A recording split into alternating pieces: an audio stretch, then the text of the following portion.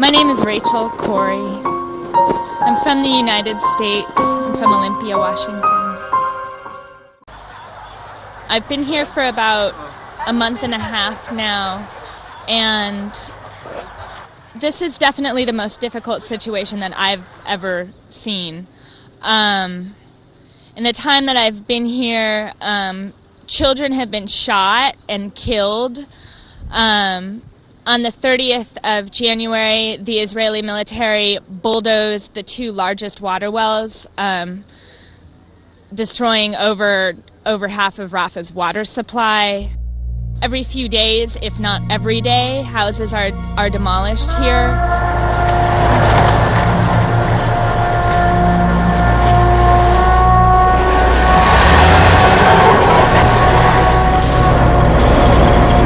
We are unarmed international human rights observers.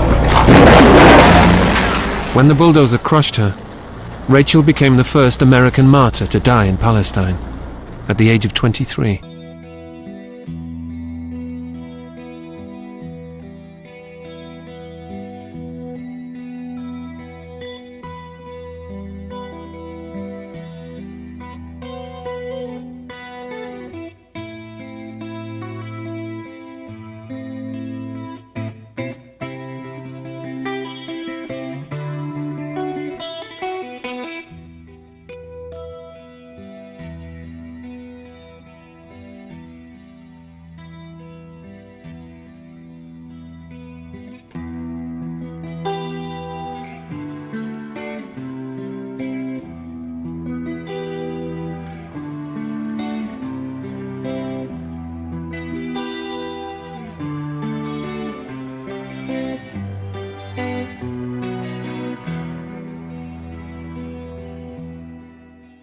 In January 2003, Rachel joined a small group of foreign activists working for the International Solidarity Movement. The ISM performs direct actions in Gaza against the Israeli occupation. It's not your war, it's my war! It's not yours, it's theirs! It's not your war, it's not your problem, it's my problem! It is our problem! It's our problem! It affects the entire It's world! our problem, it's not only your problem.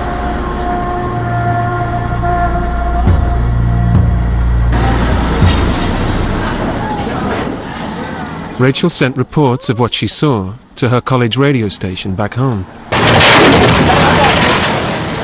They're just houses being destroyed every single day, and people going homeless. And a lot of what's happening here, too, is that houses have been shot into and shot into and shot into, and then people abandon their houses and watch sort of from further within the town as their houses are then subsequently destroyed. Rachel discovered that so far, the Israeli army had killed over 2,000 Palestinians and destroyed the homes of hundreds of ordinary families.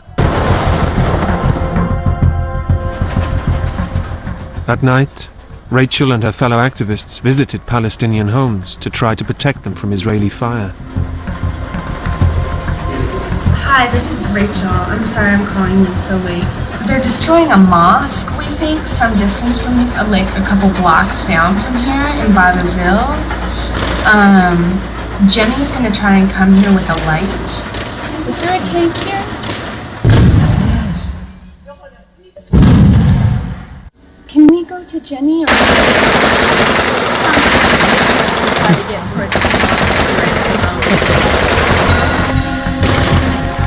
I feel like what I'm witnessing here is a very systematic destruction of people's ability to survive, and that is incredibly horrifying.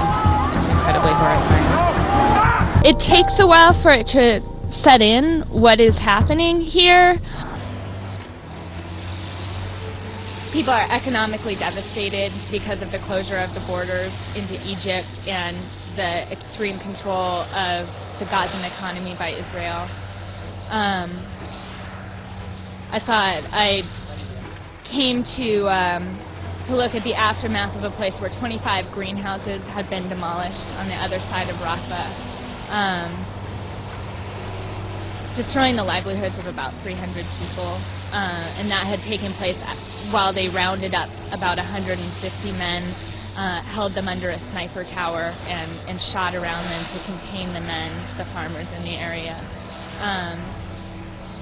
So I feel like what I'm witnessing here is a very systematic destruction of people's ability to survive, and that is incredibly horrifying. It's incredibly horrifying. Sometimes it takes a while for it to set in what is happening here, because I think many of the people here, they try to maintain what they can of their lives, and I don't know, maybe it has to do with protecting their children, that they try to be happy, joke with their children. So sometimes it takes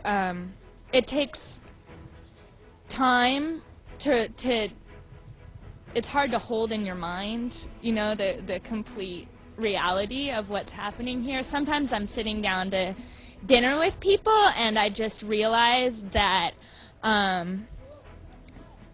that there is a massive military machine surrounding them and trying to kill these people that I'm having dinner with, these families that I'm sitting down to eat with, and who are being very generous and kind to me, and their children here who are incredibly threatened, living lives that no child ever should have to live. And so I feel a lot of horror, really. I feel a lot of horror about the situation. The current Israeli government, I don't have a great deal of faith that they're going to listen to any message from me. I think it has become clear that this government does not care about the safety of its own people and doesn't care at all about the lives of Palestinian people. I think it's ridiculous that my government supports this government and referred to Ariel Sharon as a man of peace. It's clear to me, being here, that Ariel Sharon is invested in perpetuating a cycle, well, perpetuating violence. I think calling it a cycle of violence disregards the imbalance of power in this situation, that people's lives here are almost completely controlled by the Israeli government. And it's amazing that people are able to hold on to their humanity as much as they have. 3 days after Rachel's death, her friends held a memorial service at the place where she'd been crushed to death. Dr. Samir, the owner of the house she'd stood in front of, led the service.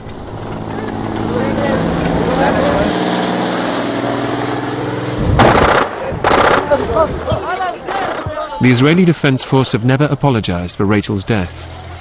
They even sent a tank to break up the ceremony.